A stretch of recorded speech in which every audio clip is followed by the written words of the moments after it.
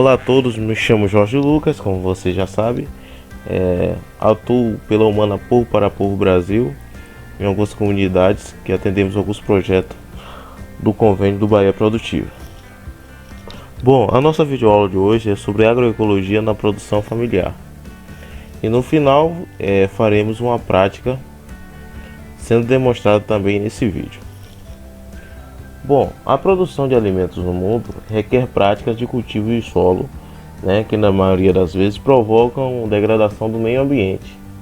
A prática da queimada, por exemplo, mata os micro-organismos, provoca desarmonia no meio ambiente, mata o solo e tudo que nele existe. Por causa do desmatamento, do plantio morro abaixo e do uso de agrotóxicos, as terras também estão ficando cada vez assim mais fracas. E estão indo embora, por conta da retirada das matas.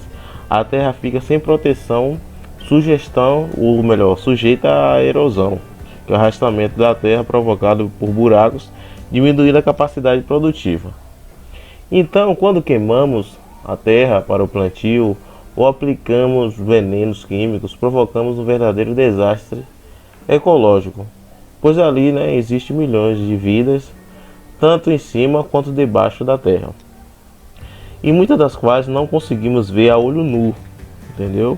Mas convivem em perfeita harmonia no meio ambiente, assim contribuindo, assim para a melhoria do solo, tornando-se assim mais poroso, fofo, permitindo também a entrada de ar e água no mesmo, ok? A natureza pede socorro, devido a essa questão desse tipo de prática. Por isso que viemos através desse vídeo mostrar a realidade do que acontece e propor esse nível de transição para a agroecologia. A natureza está morrendo, de fato, por causa das práticas do homem, ok? Com a morte dos pequenos seres, ou seja, o micro-organismo, a terra deixará de produzir matéria orgânica, assim responsável pela melhoria do solo. Os buraquinhos que tem na terra se fecham, tornando-se a mais dura, a terra fica mais compactada, impedindo tanto a entrada de água quanto a entrada de ar. Por não entrar água e ar, a terra fica sem vida, estando assim impossibilitada para o cultivo. O homem, com a sua ação devastadora, está conseguindo assim modificar o meio ambiente, provocando sérios problemas como poluição do solo, através dessas ações, poluição do ar e até o lençol freático, a água. Essas ações trazem prejuízos irreparáveis à vida humana e animal. Ok? Agora vamos falar sobre as características da agricultura convencional e também da característica da agricultura orgânica. A princípio vamos falar sobre a característica da agricultura convencional. Pelas imagens vocês podem perceber o que é uma agricultura convencional. Pela prática, você pode observar aí a prática da queimada, que é utilizada pelos alguns agricultores de forma de limpar o terreno e com a ilusão de que a terra queimada produz melhor e mais traz grandes prejuízos ao meio ambiente.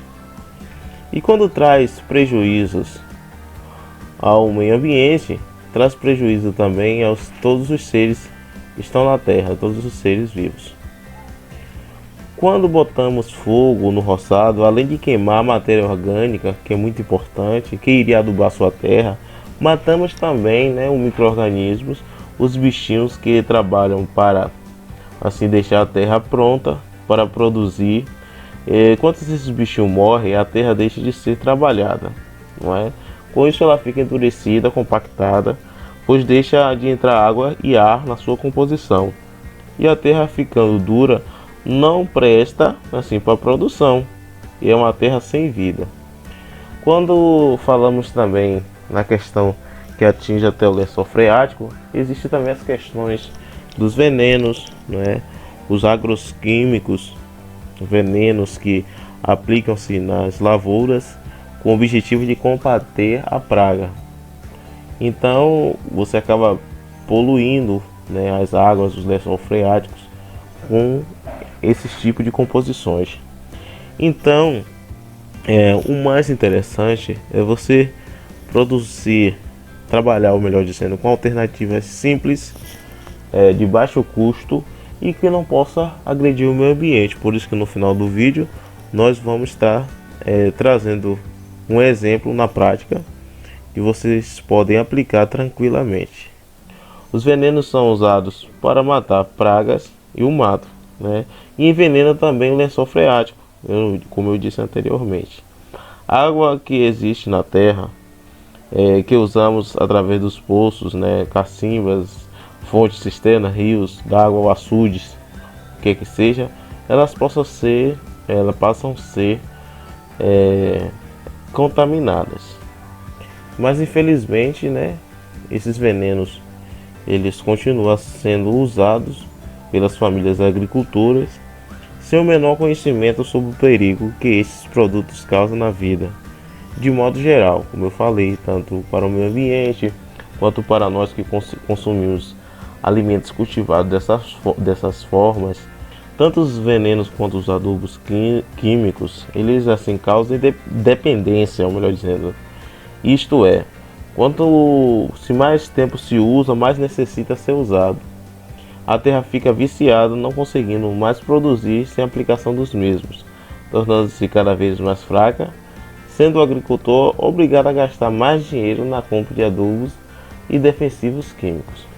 Mas quando você produz um produto de origem natural, né, com base na agroecologia, você vai estar deixando de se submeter à escravidão, né, à dependência, né, desse tipo de adubo. O que acontece? Quando você mesmo produz, o custo vai ser menor e a sua terra não vai ficar viciada. E também, quando queimamos, usamos adubos de venenos químicos, estamos matando a terra. E uma coisa, se insistirmos nessa prática, um dia ela não servirá mais para nada, a se tornar uma terra improdutiva.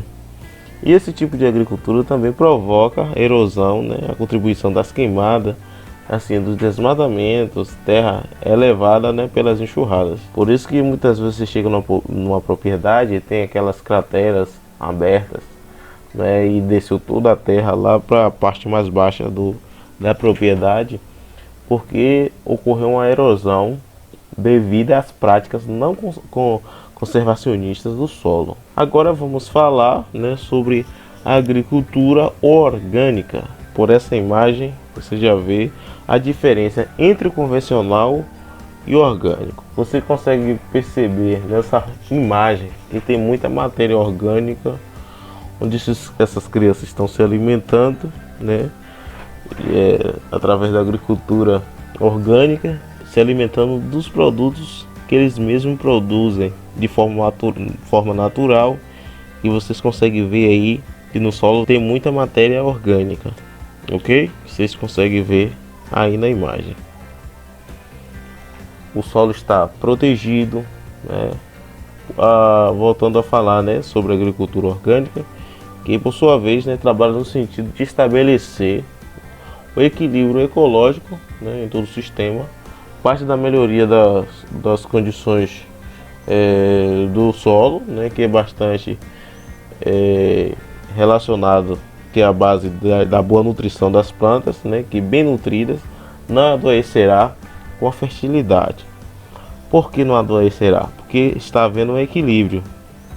Porque se sua planta ou seu cultivo está sendo atacada, porque está existindo assim alguma forma um desequilíbrio, entendeu? Então precisa se ver para poder corrigir.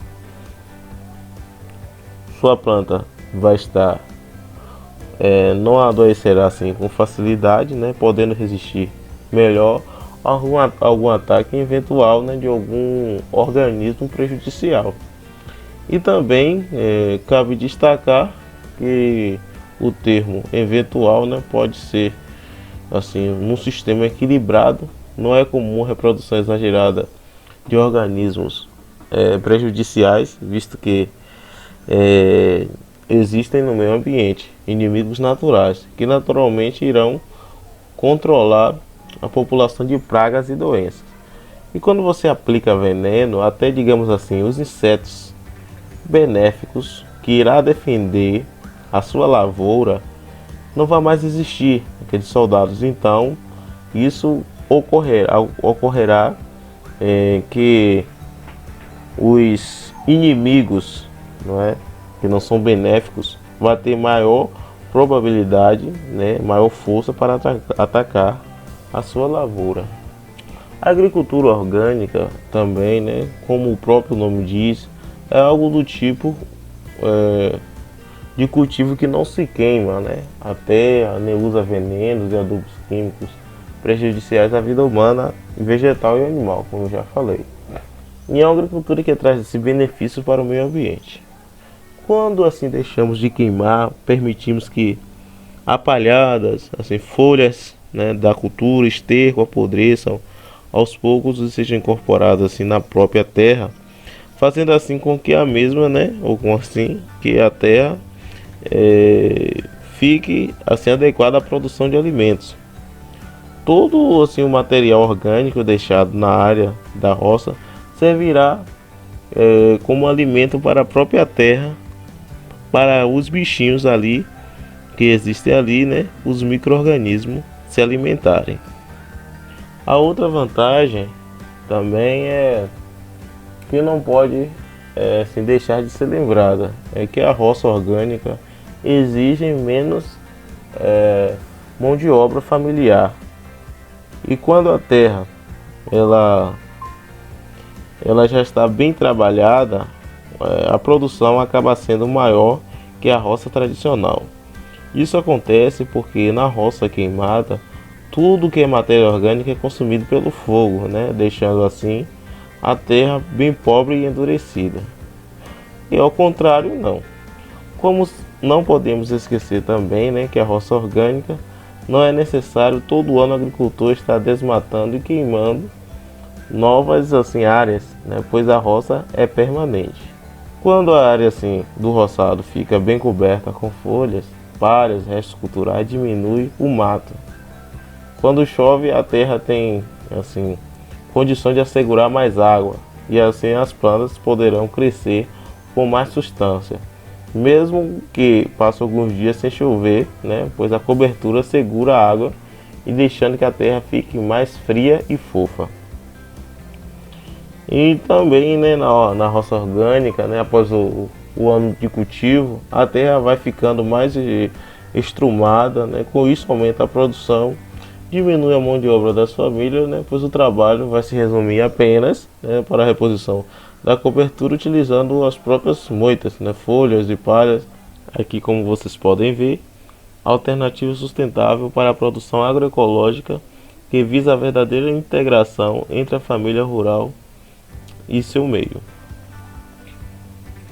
Aí vocês podem ver a primeira fase é o momento da escolha e adequação do local, né, e construção de cercas e preparação para o plantio que se pretende.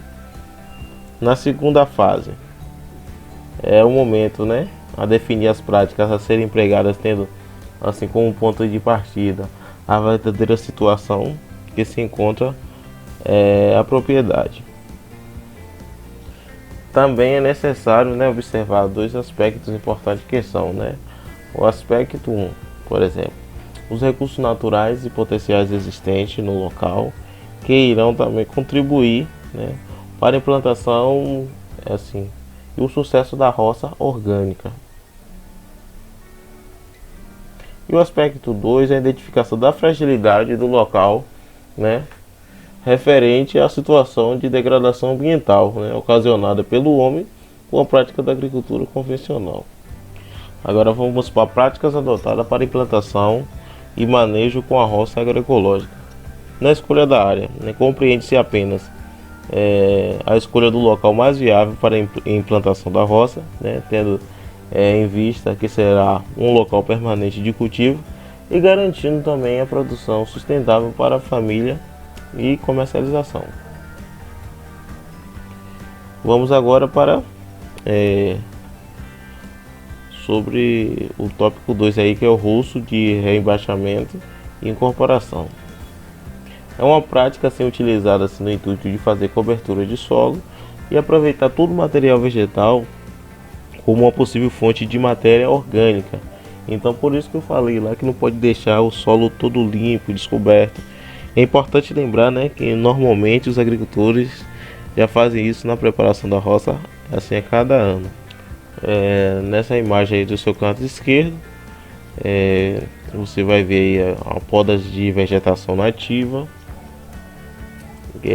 retirada os galhos e ramos com o objetivo de abrir espaço para a entrada de sol e vento, dando assim a oportunidade de crescimento para outras plantas. E no seu lado esquerdo, você pode ver aí que a cobertura seca, que é feita no solo, né, com todo o material vegetal que foi retirado, com o objetivo de proteger o solo da ação assim, direta do sol e das chuvas, e também garantir por meio tempo a umidade favorável ao desenvolvimento de qualquer planta.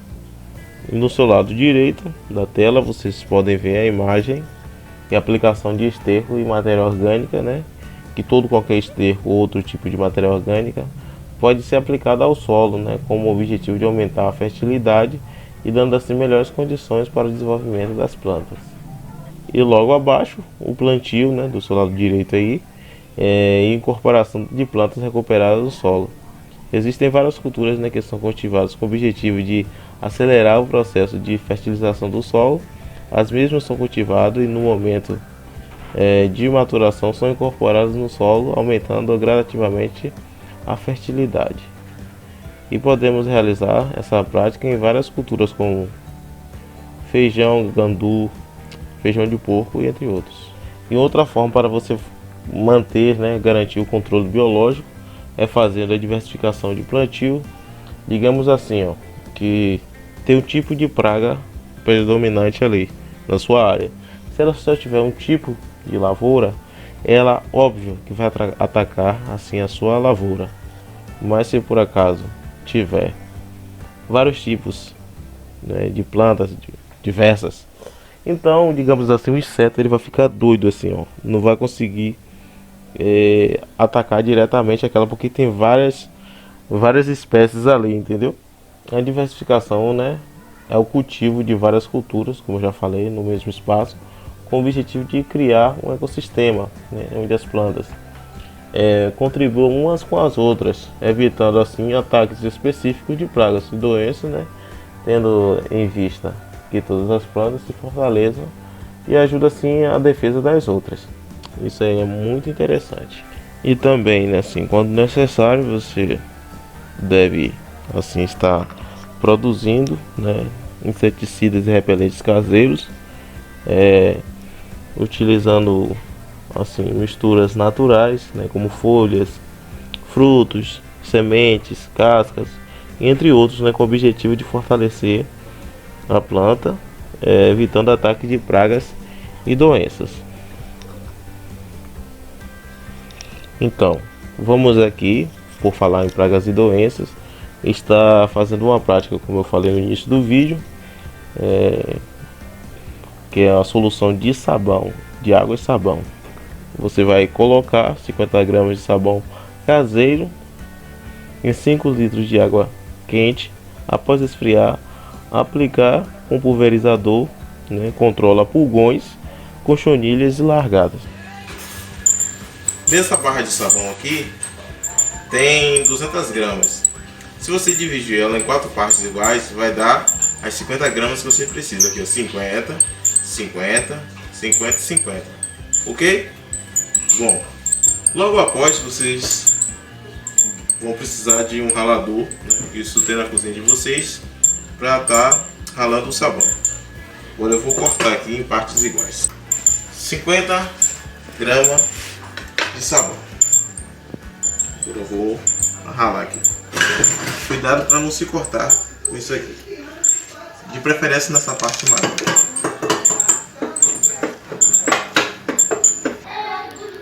Bom pessoal, aqui já tem o sabão já ralado. Eu vou colocar essa água aqui para esquentar. Em seguida, eu vou colocar esse sabão dentro dessa água aqui e mexer até dissolver. Bom, aqui já está no processo de fervura, né? Vai esquentar a água e quando tiver, voltaremos de novo, já fazendo os últimos procedimentos. A nossa água já está morna, está aqui. Vamos colocar esse sabão aqui dentro da água morna. Pronto, já coloquei aqui. Agora o próximo passo é eu mexer até o sabão dissolver. Já está fazendo umas bolinhas. E todo o sabão está sendo dissolvido. Pronto, já dissolveu o sabão.